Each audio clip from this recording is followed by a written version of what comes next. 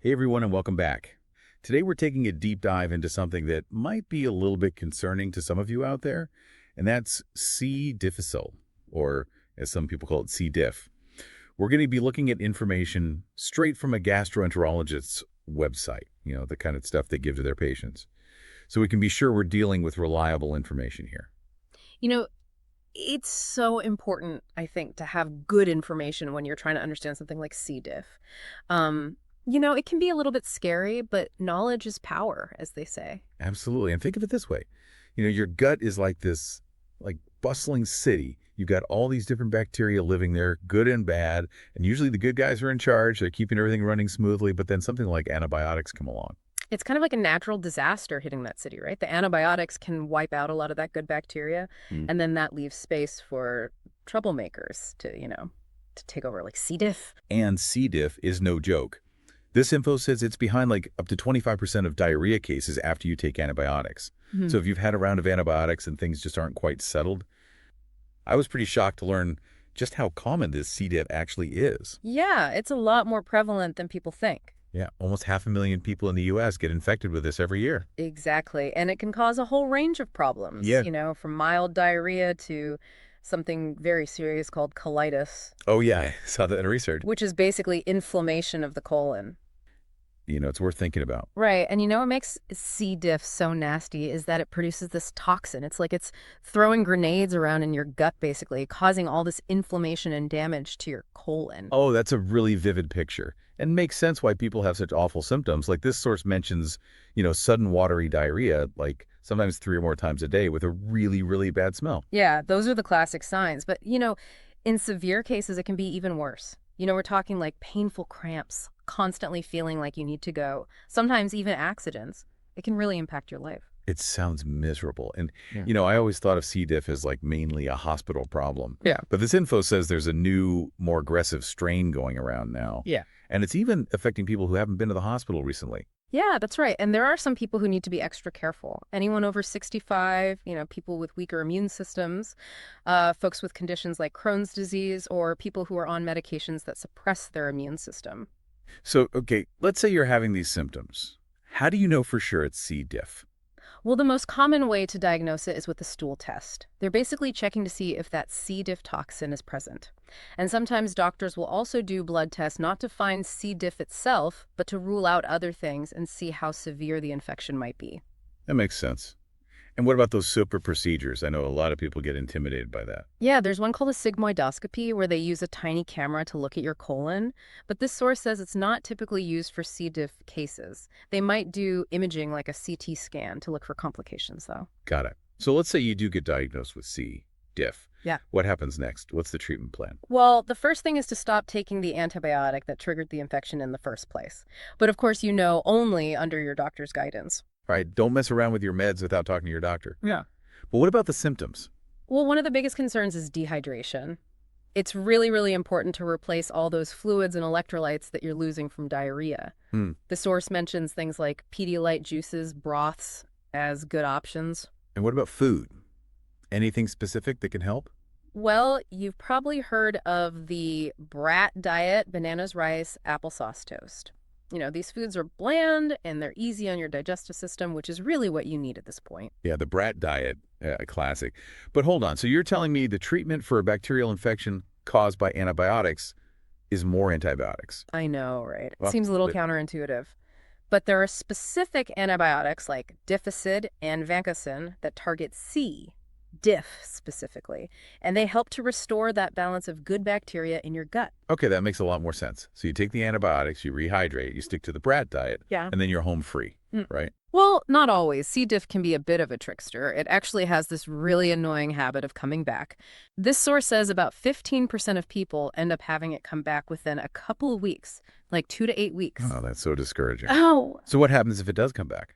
there are some things they can try. They might switch to a different antibiotic or try this thing called a tapered pulsed approach, where they gradually decrease the dosage of the antibiotics. There's also a medication called Zynplava that can help prevent it from coming back. And then Wait, there's... I think I know where you're going with this. Is this the part where we talk about the poop? That's right. Fecal microbiota transplant, or FMT. FMT, the poop transplant. Oh, Okay, I know it sounds a little out there, but I've heard it can be really effective for those tough cases, yeah. when C. diff just keeps coming back. Yeah, it can be pretty amazing, actually. The idea is to take healthy bacteria from a donor stool and transplant it into the patient's colon.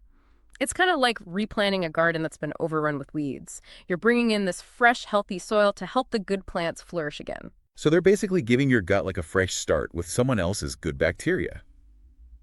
That's wild. And this source says it can actually be super successful even in those really severe cases. Oh, absolutely. The source even mentions a study where FMT led to a 100% cure rate with multiple infusions in patients with severe recurrent C. diff. Wow, 100%. That's incredible. Yeah. So is this something that's becoming more widely available? It is. There's actually an FDA-approved prescription FMT now called Rebiota, Hmm. and it's specifically designed for people who haven't responded well to antibiotics, and it can help prevent the infection from recurring. That's fantastic news. So how is it administered? It's a prepackaged suspension that's administered rectally. Rectally. Well, hey, you got to do what you got to do, right? Whatever works. It's great that there are options out there to help people get rid of this thing. Yeah. But what about this? I hear about a coop pill. You're on the right track. Yeah. There is actually an oral capsule for recurrent C. diff now called VOWST. It was just approved this year. So no more enemas or colonoscopies. You just swallow these capsules for a few days. Now that's what I'm talking about. A poop pill you can swallow. That's incredible, the things they come up with these days. Yeah. But let's shift gears a bit.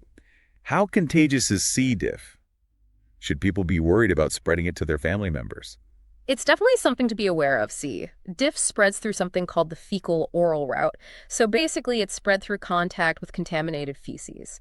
And the tricky thing is that C. diff forms these really tough spores that can hang around in the environment for a while. Spores. So it's not just the bacteria itself, but these tough little packages that can survive outside the body. Exactly.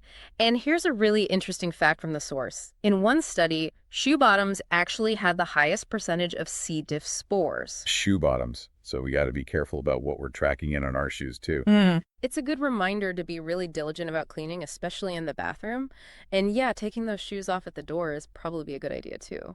Oh, and this is important. Hand sanitizer won't kill those spores. You really need good old-fashioned soap and water to get rid of them. And not just a quick rinse either. The source recommends scrubbing your hands for a full 30 seconds. 30 seconds. Got it. What about laundry? Yeah. Any special precautions there? Yes, definitely. Washing clothes and bedding that might have come into contact with C. diff is really important. Use the hottest water setting on your washing machine and dry everything on high heat. Bleach-based cleaners are also very effective for cleaning surfaces. Okay, so we've covered symptoms, diagnosis, treatment, even prevention. But what about recovery? What can someone expect once they've been through all of this? Well, according to this source, you're considered recovered if your symptoms go away and the infection doesn't come back within 8 weeks.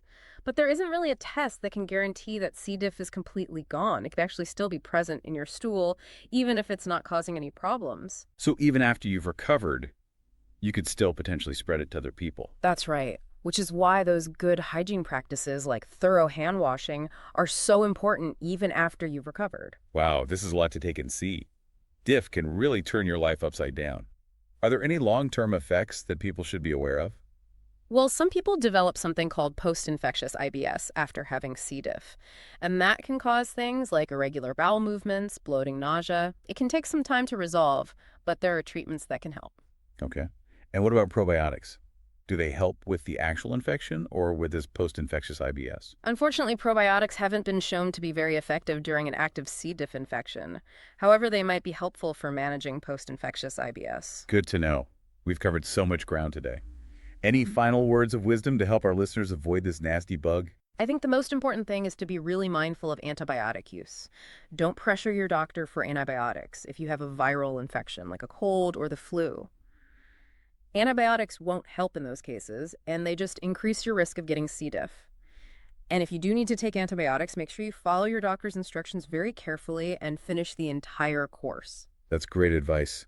And if you've had C. diff before, definitely let your doctor know, as that can put you at higher risk for future infections. This has been such an informative deep dive. It's amazing to think that something as routine as taking antibiotics can sometimes have these really unexpected consequences. but being aware of the risks and knowing how to protect yourself can make all the difference. Absolutely. And if you have any concerns at all, don't hesitate to talk to your doctor. They can give you personalized advice and help you make the best decisions for your health. It really is encouraging. There are scientists out there working hard on vaccines that could potentially protect people who are at high risk from getting C. diff in the first place.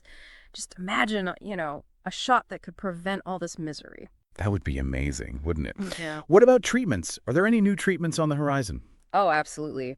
Researchers are exploring all sorts of new avenues, trying to find ways to target C. diff more precisely without disrupting the whole balance of the gut microbiome. Some of them are even looking into ways to neutralize that nasty toxin it produces. So it sounds like there's hope for a future where C. diff is much less of a threat. That's pretty reassuring. Definitely. And in the meantime, remember, knowledge is power. The more you understand about C. diff, what causes it, the symptoms, the treatment options, the more you can really take control of your own health. That's a great point. We've learned so much today about this surprisingly common infection. It's kind of wild to think that something as routine as taking antibiotics can sometimes lead to these really unexpected consequences. But being aware of the risks and knowing how to protect yourself can make a huge difference. Couldn't agree more. And hey, if you have any concerns at all, talk to your doctor. They can give you personalized advice and help you make the best decisions for your health. Absolutely. Thanks for joining us for this deep dive into the world of C. diff.